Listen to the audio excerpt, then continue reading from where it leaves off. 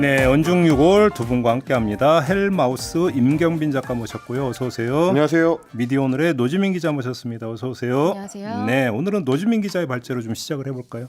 네, 많이 기사가 되지는 않은 것 같아서 안타까운데 그 윤석열 대통령 방일 바로 전날에 그 기자단 운영 규정이라는 게 있어요. 네. 이 기자단이 어떻게 뭐 취재를 하고 뭐 등록을 하고 운영을 해가는가 뭐 이런 건데 그게 일부 내용이 개정하는 게 추진이 됐어요.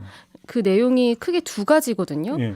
대통령 일정 유출 등에 대한 법적 조치가 가능하다. 그리고 대통령 참석 기자회견 등에서 기자들이 품위 손상이 될 만한 행위를 할 때 징계를 할 수 있다. 이런 취지의 조항을 추가를 하는 겁니다. 그런데 우선은 그 방일 바로 전날 15일에 그 투표까지는 이루어졌다. 이렇게까지는 기자단 네. 안에서 네, 기자단에서 받아들일지 말지. 그렇죠. 그럼 이 두 가지 방안을 대통령실에서 먼저 제안하는 겁니까? 기자단에? 지금 공식적으로 먼저 제안했다 이렇게까지 확인된 거는 아닌데 예. 뭐 지속적인 요구가 이런 내용 관련해서 있어 왔던 거는 있었다라고들 하고요. 그리고 어쨌든 뭐 투표 결과가 나오지는 않았지만 사실 이 내용이 추가되는 것이 추진이 됐다라는 것 자체도 굉장히 상징적이기 때문에 뭐 짚어볼 부분들이 많은 것 같습니다. 그럼 기자는 표결까지 했는데 표결 결과가 나왔습니까? 나오지 않았습니다. 아직은? 네, 그러니까 이게 일단은 지금 그 중앙풀 기자단을 중심으로 이렇게 추진이 된 건데 뭐 기자단이라고 하면은 출입 기자들이 전부 다 포함되는 걸로 생각을 하실 수 있지만 그게 아니죠. 뭐 49개 안팎의 매체가 있고 그리고 뭐 그 밖에 뭐 지방지나 뭐 이렇게 기자단이 여러 개가 있는데 이번에는 중앙기자단 중심으로 진행이 됐고 뭐 주요 이렇게 간사단한테 투표권을 줘서 뭐 찬반을 물은 건데요.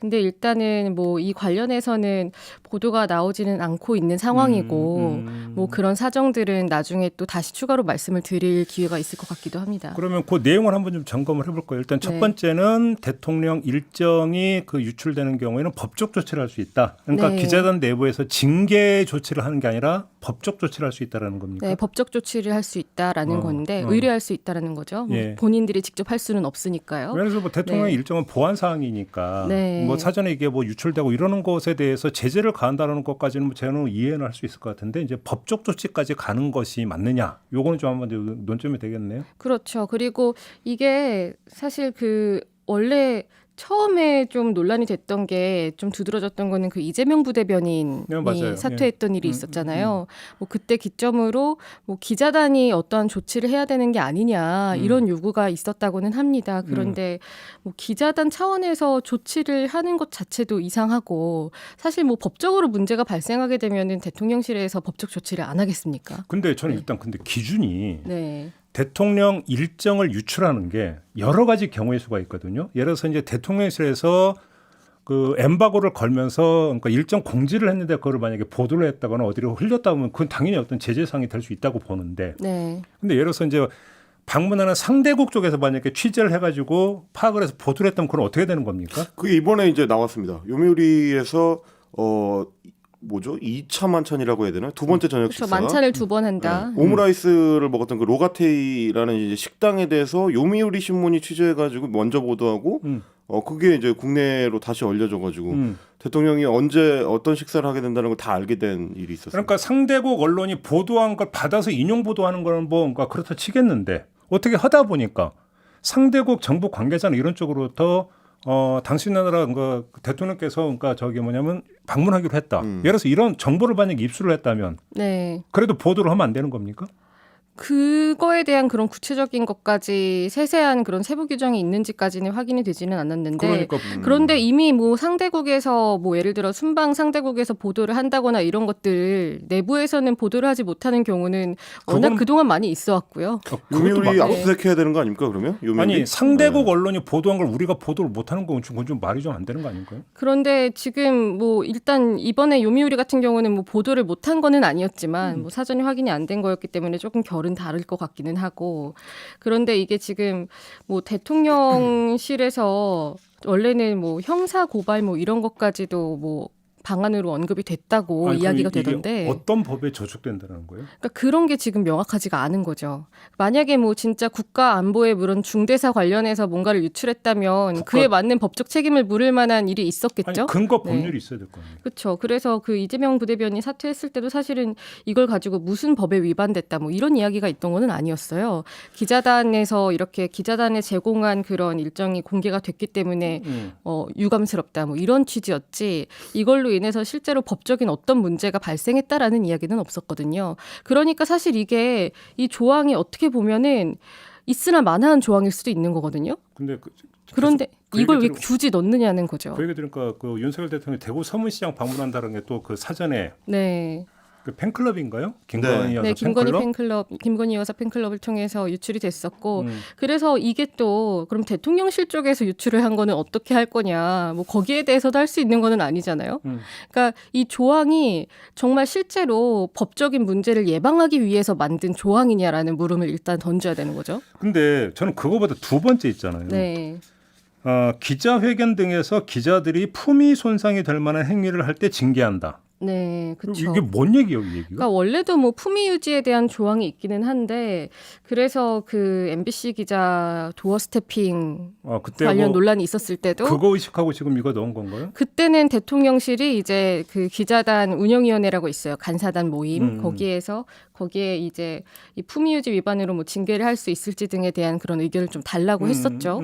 근데 그때 이 도어 스토핑에서의 있었던 일에 대해서는 뭐 징계를 요구할 만한 근거가 없다. 이렇게 그런 취지로 이야기를 하면서 뭐 의견을 내지 않겠다는 의견을 냈었죠. 그런데 지금 뭐 품위 유지 관련해서 징계를 할 수 있다라는 그런 조항이 또 추가가 된다는 거는 뭐 그동안에 있었던 거는 있었던 것보다 또 더 기자들의 질문 같은 것들을 통제하겠다는 건데, 근데 이 품위가 뭐냐라는 게 좀 이상하잖아요. 그러니까 품위 유지를 위반했는지 아닌지를 누가 판정한다라는 거예요? 그러니까 이 품위 유지라는 것 자체가 굉장히 모호하기 때문에 예. 무엇이 품위 유지냐라는 것도 그렇고, 그러니까. 이걸 어떻게 판단을 할 거냐라는 것도 그렇고. 그러니까 슬리퍼 신고 나가서 질문하면 안 된다. 그렇죠. 네. 그다음에 따져 묻듯이 질문하면 안 된다. 이런 겁니까? 그러니까 뭐 기자단 운영위원회에서 또 뭐 의견을 검토하거나 이럴 텐데, 그런데 이런 방식으로 만약에 추진이 된다면 뭐 하나의 예시로 데려갈 수 있겠죠. 이런 도어 스태핑에서의 문제들 같은 것들이. 뭐 이 문제라고 하는 것은 대통령실이나 여권의 주장이지만요. 그런데 이것도 결국에는 지속적으로 기자단에 어떠한 조치를 취해달라고 요구를 했던 사안이잖아요. 저는 그래서 갑자기 딱 드는 생각이 이제 질문의 방식이 무엇을 묻는 질문이 있고 네. 왜를 묻는 질문이 있는데 예를 들어서 질문 이런 거잖아요. 대통령님 지금 그 배상해법 이건 너무 굴욕적인 거 아닙니까? 라고 질문하면 품위유지 위반입니까? 아닙니까? 그러니까 그런 게 지금 가장 문제인 거죠. 이 질문이 품위를 위반을 한 건지 아닌지, 손상을 한 것인지 아닌지, 오히려 이런 질문을 했을 때 여기에 대해서 그럼 대통령이 품위 있지 않게 대답하는 거는 어떻게 되는 거지? 라는 것도 좀 궁금해지기도 하고요. 이제 품위 있게 질문을 하려면 국내 여론에서는 굴욕적인 외교라는 의견이 있는데 어떻게 생각하십니까? 이렇게 하면 품위 있는 게 되는 건가요, 이제? 공격적이지 않은. 글쎄. 응? 그러니까 뭐냐면 약간 우리가 이제 일상적으로서는 좀 공격적인 질문이라는 게 있잖아요. 네. 그럼 공격적인 질문도 품위유지 위반에 해당이 되는 이게 좀 핵심 문제 아닌가요? 네? 그러니까 지금 더 중요한 거는 이 전체 세부안이 공개가 되질 않고 있어요. 아니 표결까지 했다며. 그러니까요. 이게 뭐 그 기자단 내부에서 진행을 한다고 해도 결국은 대통령실 취재 환경의 전반에 이렇게 구속력이 있을 수밖에 없는 거거든요.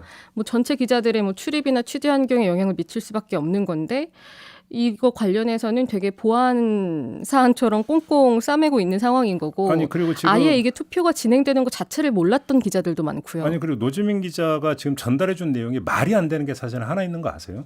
어떤 걸 말씀하시는 첫 번째, 거죠? 그러니까 대통령 일정을 공개하면 법적 조치를 할 수 있다라고 하는 것들에 대해서 표결을 한다는 게 말이 안 되는 거예요. 네. 왜 그러냐면 법적 조치를 한다라는 얘기는 그 행위 자체가 위법 행위다라고 하는 거예요. 그렇죠. 위법 행위 없어 사부 처리해야 되는 거지 뭘 표결을 하고 말 게 어디 있어요, 그거는? 그래서 아까 말씀드린 게 사실 있으나 마나한 조항일 수 있다라는 거죠.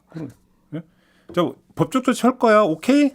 자, 표결해봐. 이게 말이 안 그러면 일반 형사사범인데 너 법적 조치할 너 기소할 수 있어? 오케이?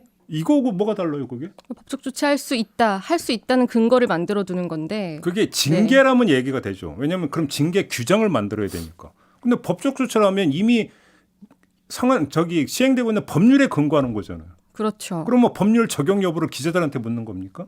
그게 말이 되는 얘기입니까? 그러니까 법적 조치의 주체가 될 수 있다는 거죠. 기자단에서 이런 식으로 해달라는 것이죠. 이제 대통령이 나서는 게 아니라. 근데 왜 이 타이밍이에요? 근데 그러니까요. 이 타이밍이냐를 보고 좀 놓고 볼 수 있는 게 사실 그동안 그 윤 대통령이 해외에 나가게 되면 항상 논란이 있었기 때문에 굳이 시끄러운 일을 왜 만들려고 하느냐가 궁금할 수도 있잖아요. 그런데 이 부분에 있어서는 이거는 이제 좀 뭐 축축성일 수는 있습니다만 오히려 이렇게 그런 일정을 떠나기 직전에 하는 게 더 잡음을 줄일 수도 있다. 그리고 일종의 또 경고 효과도 있는 겁니까? 그렇죠. 기자들에 지금 대한? 뭐 순방 나가기 바로 전날에 어쨌든 전체 기자들한테 그나마 알려진 내용은 이런 게 추진이 되고 있다. 뭔가 더 순방 일정 같은 것들이 유출이 됐을 때 더 강한 책임을 물을 수 있다라는 메시지 정도는 전달이 되는 거죠. 아, 그래. 그래서 실제로 어제 이제 첫 순방 일정이 시작이 됐잖아요. 보통은 현지 취재진한테는 뭐 관련해서 수첩도 주고 뭐 구체적인 취재 일정이나 뭐 일시 장소 이런 정보들이 제공이 되고 이제 국내에 남아서 있는 기자들한테는 뭐 일자별로 주요 일정 해가지고 뭐 행사 제목이나 뭐 몇 시에 하는지 그리고 장소는 뭐 도시 정도 이렇게 표시를 해서 전해주거든요. 왜냐하면 언제 뭐가 있을지 정도는 예측이 돼야 관련해서 뭐 각 매체별로 취재 보도 같은 것들을 조율을 할 수 있으니까요. 네. 그런데 국내 기자들한테 전혀 아무런 일정이 공유가 안 되고 현지에 있는 취재 기자들한테도 통상은 조금 더 여유를 두고 일정이 제공이 됐는데 거의 임박해서 일정이 좀 공유가 되거나 뭐 담당을 하는 기자들이 있잖아요. 전체 취재진이 아니라 뭐 예를 들어 공동 기자회견 담당이다 이러면 이런 기자한테만 기자회견 관련 정보를 준다거나 이런 식으로 지금 이미 정보가 제대로 제공되지 않는 일이 일어나고 있는데 그럼에도 여기에 대해서 문제 제기를 못하고 있는 거죠. 그러니까 문제 제기를 해도 제대로 답을 주지 않고 있는 거고요. 알겠습니다. 저 하나 궁금한 게 있는데 앞서 제비타임즈에서 잠깐 저 궁금증을 표한 바 있는데 어제 기자회견을 보니까 네. 한국 기자 딱 한 명, 일본 기자 딱 한 명한테만 질문 기회 딱 한 번 주고 말던데 이거 어떻게 된 거예요? 이건 사실 구체적인 것까지는 확인이 안 됐습니다. 그래요? 이미 좀 이제 좀 갔다가 돌아오고 나서 질의응답이 가능할 것 같은데 아니 근데 세부 사항에 어제 그 대해서는 한국 기자 같은 헤럴드 경제 기자 같던데 네, 그러니까 네. 본인이 그러니까 그 기자단의 의견을 취합하여 질문한다 이렇게 이야기를 하는 거 보면 네, 헤럴드 경제, 내일신문, 데일리안, 뉴데일리, 아주경제 여기 소속 기자들이 공동기자회견 취재 담당으로 갔고 뭐 그중에서 질문 기회를 얻은 게 헤럴드 경제인데 보통의 경우를 좀 이렇게 빗대서 얘기를 하면은 어쨌든 기자회견 형식에 대한 거는 사전에 뭐 정부나 대통령 측의 요청이 있으면 그걸 기자단이 받아들이는 모양새인 거고 어차피 기회는 한 번뿐일 거다라는 게 좀 어느 정도 예상이 된 상태에서 그 예상이 됐었어요. 그게 예상이 될 수밖에 없지 않을까요? 이거는 제가 확언을 할 수는 없는 상황입니다. 그런데 보통 기자회견 하기 전에 그 시간은 어느 정도일 거고 특히 이렇게 양국 정상이 참여하는 이런 기자회견 같은 경우에는 뭐 질문 기회가 어느 정도 주어질지 정도는 예상이 될 수밖에 없죠. 아니, 그 이게 시간 안에 수행이 되니까요. 국내에서 그렇게 논란이 빚었던 사안인데 오히려 질문 기회를 좀 많이 줘서 궁금증을 해소하게 만들어야 되는 그래서 거예요. 그 한미 사실 공동 이제- 기자회견이랑도 많이 비교가 되죠. 네? 한미 공동 기자회견, 한미 정상 공동 기자회견이 있었을 때도 이 정도로 한 적은 없었죠. 그 사실 이제 한국이랑 일본이라는 어떤 국가의 이제 정상을 향한 좀 권위주의적인 태도가 좀 극단적으로 드러난 거 아닌가라는 생각이 좀 든 것이 말씀하셨던 대로 한미 정상회담 같은 경우는 자유로운 질문이 상대적으로 이루어지는 편인데다가 그리고 뭐 미국 대통령들 같은 경우는 공동 기자회견이 끝난 이후에도 추가로 별도 기자회견을 해가지고 더 많이 설명하는 경우들이 많거든요. 아니 기억나세요? 그 하노이 노딜 다음에 네. 트럼프 대통령이 이제 단독으로 단독으로 따로 기자들로 추가로 했죠. 기자회견 1시간 몇십 분 했어요. 막 설전 오가고 막 그렇습니다. 이러거든. 그렇죠. 아니 그러니까 사실은 저는 지금 이제 한 1년여가 지난 이 시점에서 보면 윤석열 대통령이 대선 후보 시절부터 굉장히 강조했던 게 이제 언론의 취재 자유였던 거고 그게 문재인 정부 때 제대로 보장되지 못했다라고 계속 주장을 하면서 선거 후보 시절부터 강조를 해왔던 포인트고요.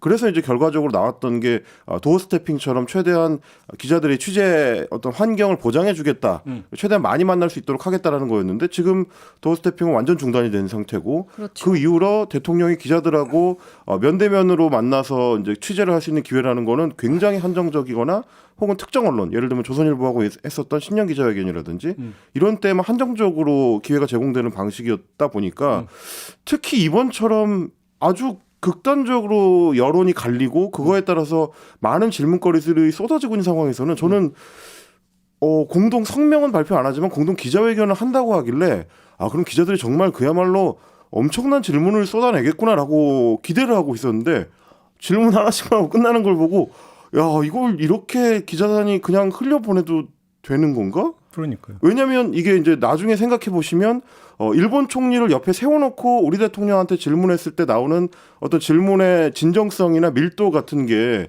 나중에 한국에 복귀하고 나서 따로 예를 들면 뭐 김성환 안보실장한테 질문하는 거하고는 완전히 질이 다를 수밖에 없는 거라서요. 그러니까 옆에 일본 총리를 방금 정상회담 하고 나온 자리에서는 뭔가 돌려서 이야기가 쉽지 않을 거고 바로 그렇죠. 일본 총리가 반박할 거기 때문에 그런 기회이기 때문에 한국 기자들의 질문 밀도가 높아질 거라고 기대를 했는데 정반대 현상이 일어나서 저도 어제 깜짝 놀랐거든요. 그러니까 저는 궁금한 게 그래서 이게 일본 측에서 이 형식을 제안한 건지 우리 쪽에서 제안한 건지도 사실은 좀 확인이 돼야 되거든요. 저도 이건 사실은 그 부분이 가장 궁금하긴 두 합니다. 나라가 합의를 네. 했기 때문에 그 형식을 채택을 한 거잖아요. 결국은 그럼 누가 먼저 제안했느냐 이것도 네. 확인이 돼야 되는 거죠. 예, 그렇죠. 어쨌든 뭐 어제 기자회견 같은 경우는 저도 기대를 하지 말아야 되나 하면서 좀 기대를 했던 사안이었는데 보면서 좀 실망스러운 부분이 있었고요. 뭐 이거저거 떠나서 노지민 기자도 대통령실 출입하지 않나요? 네, 하지만 제가 그 기자회견 관련해서 뭔가를 직접적으로 전달을 갖거나 직접 취재 기회를 얻을 수는 없죠. 아니 뭐 그런 거 네. 말고 일단 앞으로 정장 입고 다니시고 제가 오늘은 MBC로 왔기 네. 때문에 말투 정제하시고 머리카락은 이제 귀 밑 3cm까지만 허용하도록 하겠습니다. 품위 유지하시고 기비 3cm까지요. 앞으로 정말 정장을 깍듯하게 차려입고 다녀야 하는 게 아닌지. 품위 있는 기자의 모습을 보여주시기 바랍니다. 혹시 만약에 제가 품위가 없어지게 된다면 여기 와서 반성문을 좀 쓰겠습니다. 근데 왜 여기서 써? 여기 와서 써야 되지 않을까요? 아 그런가요? 네. 징계 받으면? 네. 예. 근데 이제 기왕 그 한일 정상회담 얘기가 나온 김에 사실 이번 그 일본과의 관계 문제에서 저는 이제 계속 관찰하고 있는 것 중에 특이한 게 대통령은 굉장히 말을 짧게 하고 뭐 한일 관련된 어떤 현안들에 대해서 주로 이제 김성환 국가안보실장이나 김태효 국가안보실 1차장이 백브리핑을 주로 담당하는 네. 방식으로 지금 가고 있거든요. 그래서 대통령의 한 말 중에 이해가 안 되는 거는 김성환 안보실장이나 김태효 차장이 한 말하고 엮어서 연결해봐야 되는 경우들이 있어요. 저희도 원정요구에서 그렇죠. 한번 지적을 했었지만, 그러니까 이런 식의 대통령실의 언어 활동이나 혹은 뭐 정보 전달 방식이 고착화되면 점점 더 대통령실이 폐쇄적으로 갈 텐데 우리 기자단이 이거를 계속 이렇게 방치해도 되는 것인가? 그러니까 국민을 대신해서 질문해야 될 사람들이 혹시 대통령실 출입이라는 어떤 특권에 너무 이제 매몰되다 보니까 순치되고 있는 거 아닌가라는 좀 걱정이 되는 게 이번 정상회담의 결과지 않나 싶습니다. 그러니까 어떻게 보면은 순치가 되고 있기도 하고 어떻게 보면은 약간 가스라이팅을 당하고 있는 게 아닌가라는 생각도 들거든요. 지금 항상 무언가를 대통령이 이렇게 틀어막고 나서 기자단이 문제이기 때문에 기자단이 조치를 취해줘야 된다라고 하면서 점점 이제 취재 기회를 닫아버리는 거예요. 그러면은 뭔가를 얻어내기 위해서 무엇 하나는 내줘야 되는 게 아니냐, 현실적으로. 이런 식으로 뭔가 흐름이 이어갈 수도 있고, 이게 기자단 같은 경우에 뭐 정말 과거에 뭐 백악관 기자단이 그랬던 것처럼 뭐 특정 언론이 약간 좀 탄압을 받는 그런 일이 있다거나 했을 때 공동으로 뭔가 대응을 하는 일이 있으면은 어느 정도 힘이 붙을 텐데, 사실 그동안 기자단에서 뭔가 의견을 수렴해서 해야 되는 일들이 있었을 때 의견이 모이지가 않는 거예요. 그 안에 있는 기자들끼리도. 그렇기 때문에 같이 한 목소리를 내서 대응을 못하는 일이 계속 반복되고 있고, 이걸 정말 대통령실이 잘 알고 있다라고 말할 수 있을 것 같습니다. 그러니까 그게 기자단의 일원이라는 자의식보다도 회사의 직원이라는 이 생각이 더 앞서면 자꾸 그런 일들이 생기는 게 아닌가. 뭐 혼자 그런 네. 생각을 해봤어요. 그나저나 대통령실 1층 리모델링 공사는 끝났어요? 아니요, 이제 하고 있는 거죠. 이제 하고 예. 있네요. 알겠습니다. 자, 이번에는 헬마우스 발제 들어보겠습니다. 어떤 내용입니까? 어떻게 보면 이제 저도 이제 잠깐 몸담았던 조직이라고 할 수 있겠는데요. TBS 방송사 네. 얘기입니다. TBS는 이제 TBS 조례 폐지안이 지난해에 서울시의회에서 가결된 이후에 굉장히 좀 경제적으로 어려움을 겪고 있는데요. 네네. 이번 주에 이제 그 사실관계들이 좀 상세하게 소개가 돼서 많은 분들이 보셨을 것 같은데 일단 지금 현재 TBS가 사용할 수 있는 방송 제작비 예산이 제로가 됐습니다.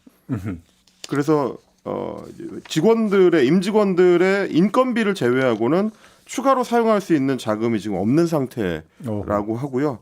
그래서 외부 출연자들의 출연료는 물론이고 음악 방송에서 이제 노래를 틀면 나가야 되는 이제 저작권료도 제대로 못 내고 있다. 야, 그럼 음악도 못 튼다는 얘기요?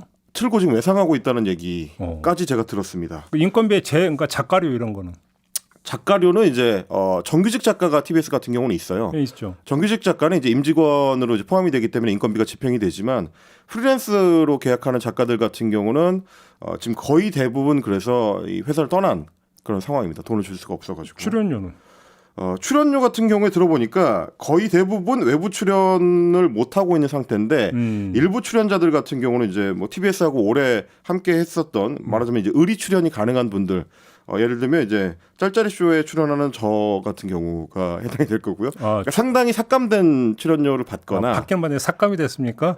아직 이제 입금이 안 돼서 뭐 정확한 액수는 확인 못 해봤는데 어느 정도는 이제 감수를 하고 있고요. 그리고 뭐 허리케인 쇼나 이런데 출연하시는 분들, 최일구 앵커나 이런 분들은 하루에 이제 10,000원 혹은 20,000원 이 정도로 이제 받고 출연을 하고 있는 걸로. 예? 네. 팩트예요? 이거는 제가 확인한 팩트입니다. 진행자신데 제일고 지금 거의 뭐 일률적으로 그렇게 하고 있다고 하고요. 거기 이제 출연하는 출연자, 그러니까 시사평론가나 이런 패널들도 10,000원, 20,000원 이렇게. 그러니까 거의 뭐 일종의 고통 분담을 하는 출연자들을 제외하고는 사실상 외부 출연자를 이제 쓸 수 없는 상태에 처해 있다라고 볼 수 있겠습니다. 왜냐하면 저희도 몇 번 소개해드렸습니다만 올해 그 서울시 지원금으로 책정된 예산이 출연금이 232억 원인데요. TBS의 지난해 인건비만 230억입니다. 그래서 딱 2억 정도 쓸 수 있는 제작비가 있었는데 그거를 1월에서 2월에 걸쳐가지고 다 지금 소진을 한 상태고. 그래서 이제 강제 구조조정에 돌입한 상황이다라고 TBS 이제 PD들은 얘기를 하던데 일단은 원래 이 프로그램 하나를 이제 만들려면 PD하고 진행자하고 작가가 최소한 3개의 구성 요소가 필요한데 그렇죠. 작가는 말씀드렸던 대로 대부분의 프리랜서 작가들이 이제 계약 만료 통보를 받고 회사를 떠난 상태고 그러다 보니까 라디오 프로그램들 같은 경우는 작가 없이 그냥 PD나 진행자가 직접 원고를 작성해야 되는 상황입니다. 그래서 아무래도 뭐 음악 프로그램이나 이런 경우는 원래도 종종 이제 PD들이 방송 원고 작성하는 경우들이 있었기 때문에 제작비 때문에. 근데 이제 그 경우는 괜찮은데 뉴스나 시사 프로그램 같은 경우는 아무래도 전문성 있는 작가 인력이 반드시 필요한데 그게 잘 안 되다 보니까 제가 이제 취재했던 PD 같은 경우는 날씨 얘기를 좀 많이 하거나 그래서 지식 정보 전달 쪽에 좀 치중할 수밖에 없다 이런 얘기를 좀 하고 있었습니다. 아이고. 아니 네. 대표가 교체가 됐잖아요. 네. 의회하고 얘기가 전혀 안 된답니까? 제가 취재해 보니까 이제 뭐 대표 나름대로는 여러 자구책을 찾아보고 있다라고 구성원들한테 이야기를 하는데 일단 서울시의회에서 TBS에 별 관심이 없다라는 얘기가 들리더라고요. 저희가 저번에 서울시의회 의장하고 인터뷰를 했는데 뭐 단칼에 끊어버리던데요. 네. 지금 사실 그런 상황인 것 같습니다. 그러니까 TBS 구성원들이 그동안 기대해 왔던 거는 이 어떤 TBS의 문제의 상징으로 여권에서 이제 지목했던 김어준 진행자가 나가고 나면 여러 좀 이제 일종의 화해 시도를 통해서 추가 경정 예산 같은 거를 이제 서울시 의회에서 편성을 해주고 그걸 통해서 회사를 정상화하자라는 어떤 의지가 있었는데 정작 김어준만 나가고 TBS는 껍데기가 남은 상태로 서울시의회에서는 이제 관심을 주지 않고 있는. 그래서 이건 어떻게 보면 사실상 방송사 하나를 이제 고사시키려고 하는 것 아닌가라는 생각이 들 정도로 이제 손발이 다 묶여 있는 상태고요. 굉장히 심각한 문제가 뭐 출연료나 이런 차원의 문제를 떠나서 애초에 방송을 제작할 수 있는 기초 환경이 지금 안 되고 있다는 겁니다.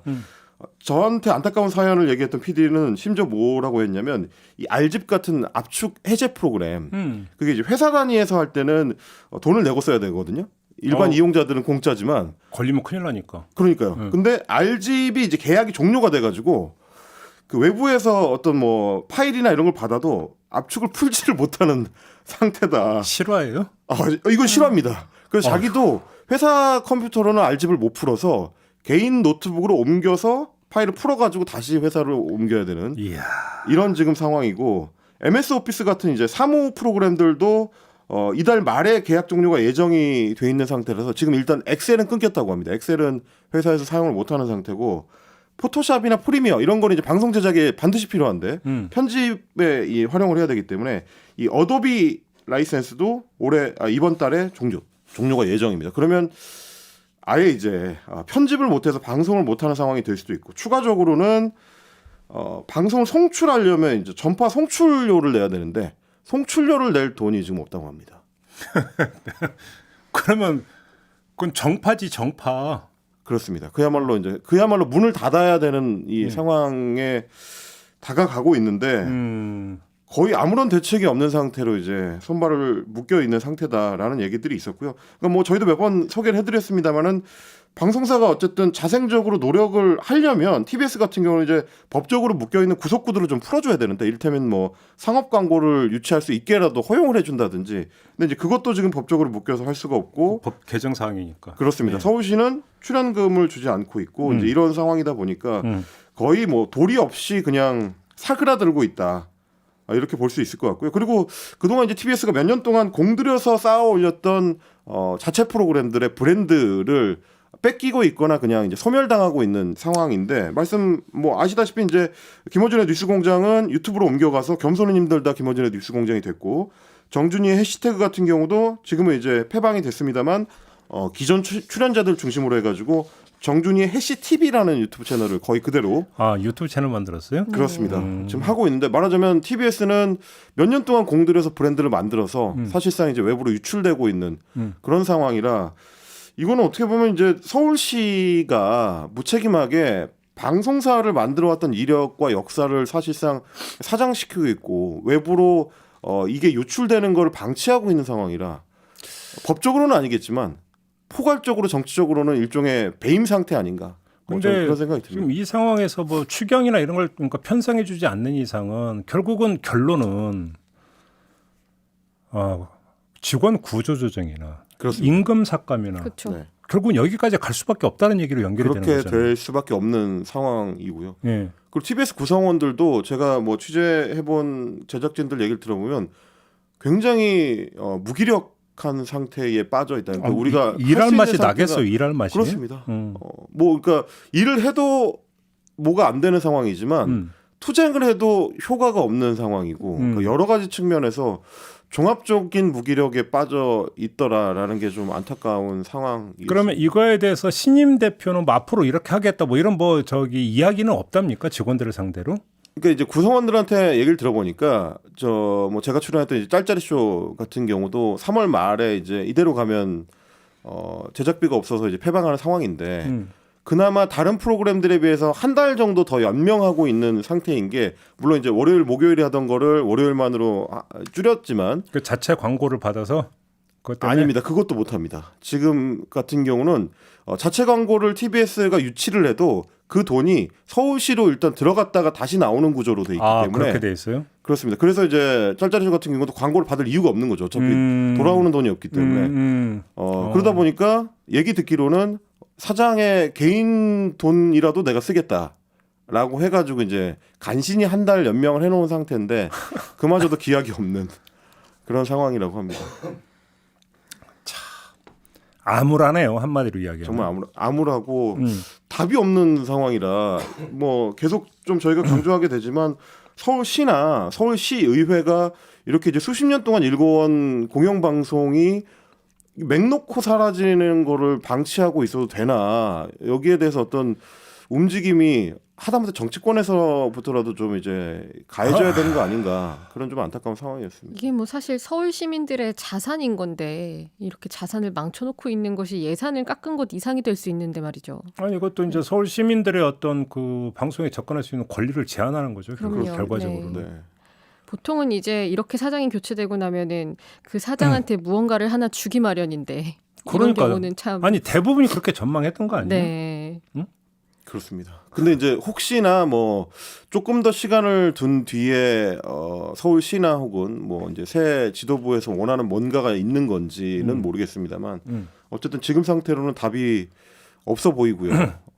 이게 이제 이렇게 가면은 안 될 것 같은데라는 혹시- 생각뿐. 예. 혹시 예를 들어서 그러면 이제 교통방송이 아니라 네. 오세훈 시장이 저희와 인터뷰에서 했던 것처럼 해서 교육방송으로 바꾼다든지 네. 다시 말해서 TBS라고 하는 방송의 어떤 색깔과 정체성을 완전히 뒤바꾸는 혹시 이런 작업이 그러니까 뭐 진행되고 있다는 얘기 혹시 들어보셨습니까? 그러니까 수면 아래에서는 이런저런 논의들이 있다고 하는데 아직 좀 구체적으로는 얘기를 못 하고 있는 게 일단 TBS 조례 폐지안이 내년 1월 1일자로 말하자면 이제 효력을 발휘하는 거기 때문에 그래서 제가 지금 드리는 질문이에요. 그렇습니다. 올해까지는 어떤 정치적 타협이 이루어지지 않는 한은 TBS를 뭐 이렇게 형식이나 틀을 바꾸기가 좀 쉽지 않은 상황이다 보니까 그래서 그냥 고사될 때까지 내버려 두고 있는 거 아닌가라는 의심을 갖고 있는 좀 내부 구성원들이 많았던 것 같습니다. 아니 그러니까 서울시 의회는 그렇다 하더라도 오세훈 서울시장은 뭔가 액션을 취해줘야 되는 거 아닌가요? 그러니까요. 예. 지금으로서는 굳이 취할 이유가 없을 수 아니 있죠. 근데 본인이 새 대표를 임명을 했잖아요. 네. 그래서 하는 얘기거든요. 그 얘기가. 나중에 뭐 정말 말씀하신 것처럼 교육 방송을 위한 정체성을 확립하고 뭐 예산을 들여온다거나 아니면은 뭐 이런 식의 움직임이 있기 전에는 뭐 여기 있는 구성원들이 어떻게 되는지에 대해서는 오히려 그냥 손을 놓고 있는 것이 길들이기에는 편할 수 있지 않을까. 그리고 이게 이런 왜냐면 생각도 드네요. 월급은 나가거든요. 네. 그러니까 인건비는 다른 용도로 전용할 수가 없기 때문에 기본적으로 올해 직원들의 월급은 꽉 채워서 나갈 수 있는 상태라서 그렇죠. 그게 또 월급을 빼가지고 제작비를 쓰고 수가 싶어도 쓸 없게 수가 돼 있습니다. 없어요. 예, 없게 돼 있습니다. 예. 그러다 보니까 일단 월급은 나가는 거 아니냐라는 상태로 지금 내버려 뒀다가 나중에 어떤 조치를 취하려고 하는 거 아닌지 혹은 뭐 못 견디고 나가는 직원들이 생기면 가만히 앉아서 이제 구조조정이 되는 자연스러운 셈이기 구조조정 때문에 효과를. 여러 가지 측면에서 지금 서두를 필요가 없다고 서울시 쪽에서는 판단을 하고 있을 가능성이 있습니다. 아니 일반 민간 기업에서도 이런 상황이 나오면 사회 문제가 되고 사회가 팔걷어붙이고 이제 해결을 이야기를 하잖아요. 맞습니다. 네. 근데 이거 좀 공영방송이잖아요. 네.